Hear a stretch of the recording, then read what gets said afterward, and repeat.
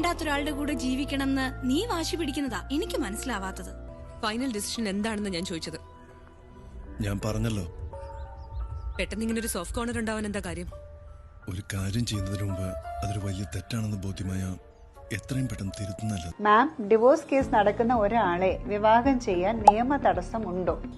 ഉണ്ടല്ലോ, നിയമ തടസ്സം ഉണ്ട്. കാരണം വെച്ച് കഴിഞ്ഞാൽ ഡിവോഴ്സ് കേസ് നടന്നുകൊണ്ടിരിക്കുമ്പോൾ, അതായത് പ്രൊസീഡിങ്സ് നടന്നുകൊണ്ടിരിക്കുമ്പോഴേക്കും അവരുടെ വിവാഹ ബന്ധം നിലനിൽക്കുന്നു എന്നാണ് അർത്ഥം. അതായത് കോടതിയിൽ നിന്ന് അവർക്ക് അനുകൂലമായിട്ട് ഡിവോഴ്സ് അനുവദിച്ച് ഒരു ജഡ്ജ്മെന്റ് കിട്ടിയാൽ മാത്രമേ ഒരു രണ്ടാമതൊരു വിവാഹത്തിന് അവർക്ക് ഇന്ത്യയിലെ നിയമപ്രകാരം അനുവദനീയമായിട്ടുള്ളൂ.